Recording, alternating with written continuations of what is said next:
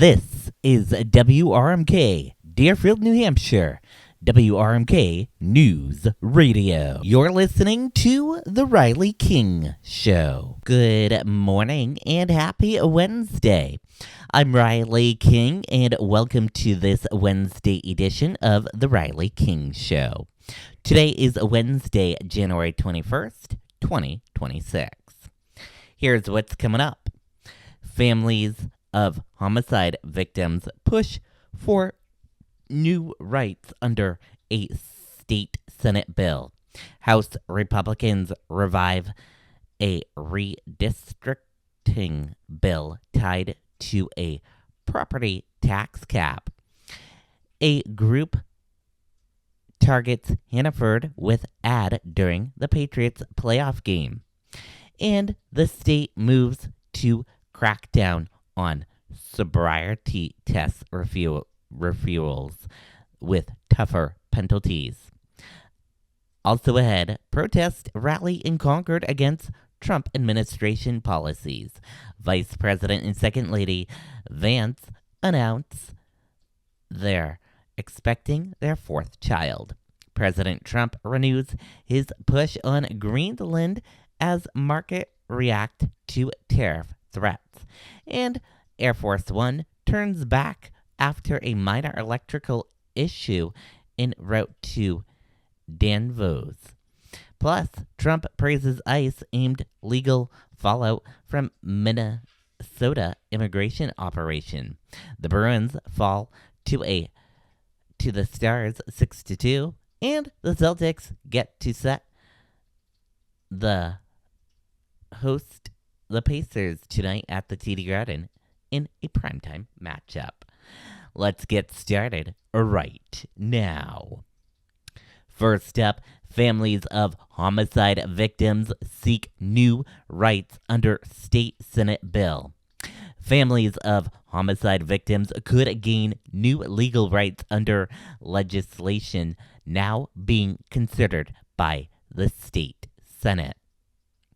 Senate Bill 625 aims to increase transparency in death investigations that do not result in criminal charges, an issue that has drawn renewed attention following testimony about a nearly decade-old case.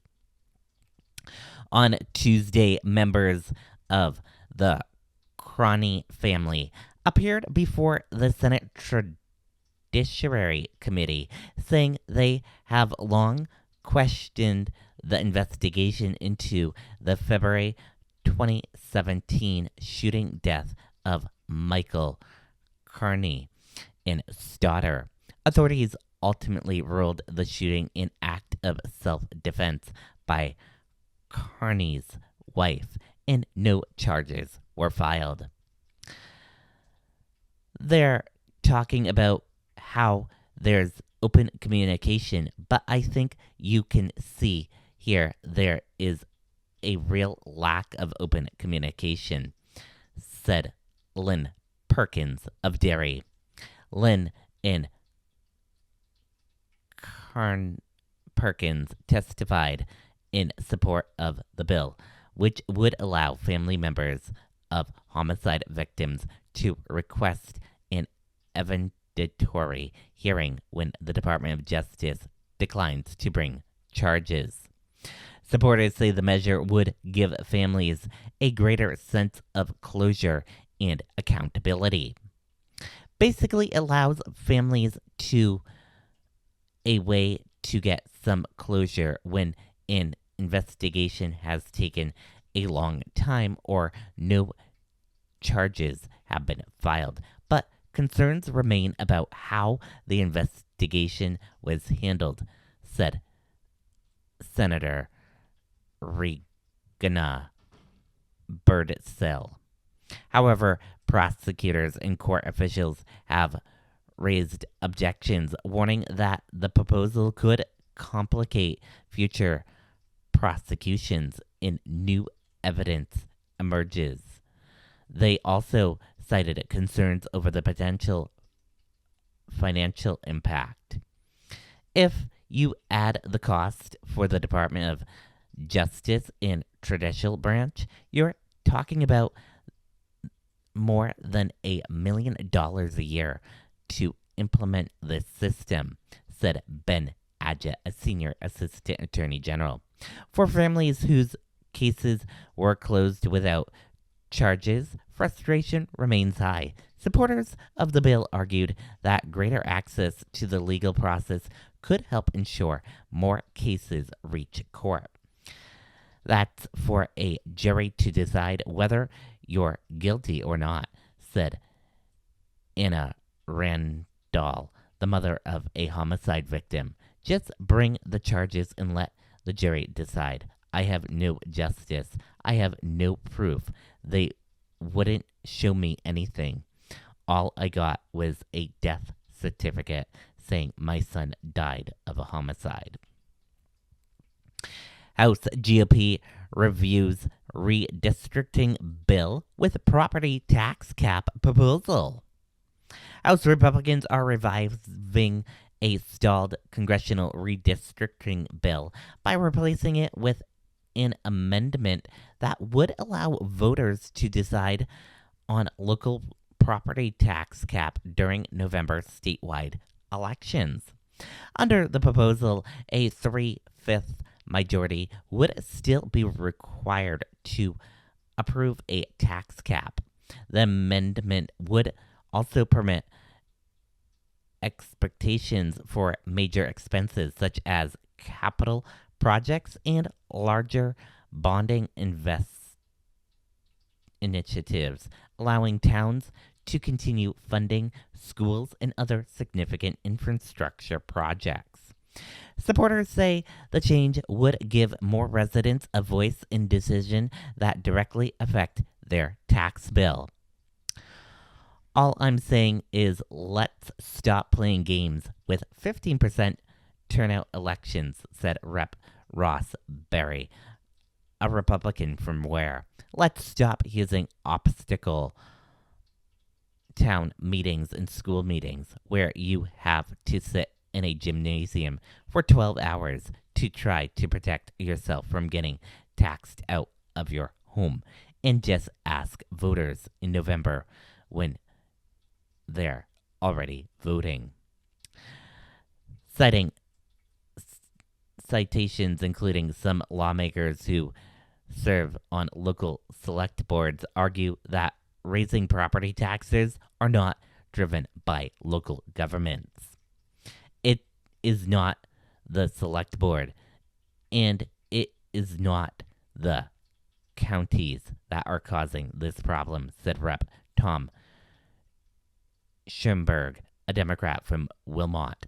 It's located right here under the Gold Dome, he said, referring to the State House. The New Hampshire Municipal Association opposes the proposal, citing technical challenges related to approving tax caps during November's election, and arguing that the current law already makes it relevantly easy for communities to adopt tax caps. Current law puts local voters in charge already, one opponent testified. At the center of debate is a border disagreement over the role town meetings in local governance. Supporters of the amendment contend that the traditional town meeting system eliminates participation. If you were to design a voter suppression system in New Hampshire, it would look like the town election system, Berry said. Everything is on a different day. We use different meeting times, and sometimes you have to sit in a gymnasium for 8 hours. That's not right. Group targets Hannaford in ad campaign during the Patriots playoff game. Viewers watching Sunday's Patriots playoff game in New Hampshire were met with an unusual commercial aimed at a familiar grocery chain. The advertisement criticized Hannaford's, accusing the supermarket of charging higher prices allowing food quality to decline and losing touch with working families. The spot in part of a border campaign by the New England Consumer Alliance, a nonprofit organization that has released similar advertisements, blog posts, and social media content since November. Hannaford officials strongly reject the claims, calling them unfounded, and saying the company remains committed to providing affordable, high quality food while supporting local communities across the region. State moves to curb sobriety test refusals with tougher penalties. New Hampshire officials say the state's unusual high rate of drivers refusing sobriety tests have become a crucial issue, and lawmakers are now looking to change that behavior. A bill backed by Governor Kelly Ayotte would double the administrative license suspension for drivers who refuse a breath, blood, or urine test after being stopped by police. Supporters of the measure say the stiffer penalty is intended to discourage refusals and strengthen enforcement of the state's drunk driving laws. Protesters rally in Concord against the Trump administration's policy.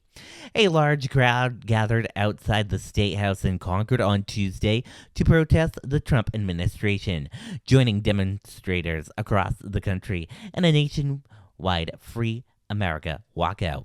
The demonstration lasted several hours, with participants saying they aimed to send a clear message to the White House about their concerns over federal policies and their impact on everyday Americans. I'm on a fixed income, said one protester. My expenses are going up, and I don't have any way to make my income go up. That's my biggest concern. Organizers said they hope the movement will continue to grow, drawing broader attention to the economic pressure facing many Americans and sustaining momentum for future demonstrations. Vice President and Second Lady Vance announced a fourth child on the way.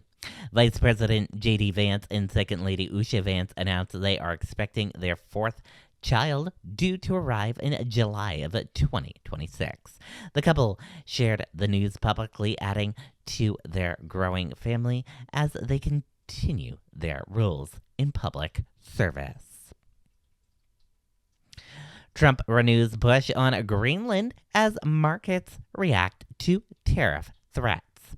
As stock markets slid following Trump's threat to impose new tariffs on NATO allies, the president on Tuesday doubled down on his long-standing interest in acquiring Greenland. The renewed comments came ahead of Trump's scheduled face-to-face meetings with global world leaders at the World Economic Forum, where trade and geopolitical tensions are expected to dominate the agenda. The twin developments, markets violent tied to trade rhetoric and revived Greenland proposal, underscore the president's confrontational approach to foreign policy as he prepares to engage with world leaders on the international stage. Air Force One turns back after minor electrical issue en route to Danvos. Air Force One was forced to turn around mid-flight Tuesday night as President Trump was traveling to Danvos, Switzerland, after a crew identified what the White House described as a minor electrical issue. White House Press Secretary Caroline Leavitt said the decision was made out of an abundance of caution and that the aircraft returned safely. Further details about the nature of the problem were not immediately released. Trump praises ICE as Minnesota immigration operations sprues legal fallout. As about 3,000 federal agents carry out immigration enforcement operations across Minnesota. President Trump praised the immigration and custom enforcement for what he called its success, while also acknowledging that the agency is not immune from mistakes. The comments came as the U.S. Department of Justice moved to subpoena several elected state officials, including Governor Tim Walz, escalating tensions between federal authorities and state leaders aimed the ongoing operation. And we're going to switch a little gears and talk about some sports now. Bruins fall to the Stars 6-2. The Boston Bruins came up short on the road last night, falling 6-2 to Dallas Stars. Boston was held scoreless through the first two periods as Dallas built a 4-0 lead with a steady offense in both the opening and mid frames. The Bruins showed some life in the third period, scoring twice, but the Stars answered with two more goals to put the game out of reach. With the loss, Bruins drop 28-22 on the season, while Dallas improves 28-13-9. Bruins will look to regroup and tighten up defensively as they head into their next matchup. Celtics set to host Pacers in primetime matchup. The Boston Celtics return to the court tonight as they host the Indian Pacers at the TD Garden with tip-off scheduled for 7:30 p.m. Boston enters the matchup with a 26-16 record, sits second in the Eastern Conference, looking to continue building momentum in the heart of the season. The Pacers come in at a 10-34 and will try to play spoiler against one of the East top teams. The Celtics will look to take advantage of their depth and home court energy as they aim to strengthen their position in the conference standings. Thank you for listening to this edition of The Riley King Show. Enjoy the rest of your day and talk to you all tomorrow. Bye now.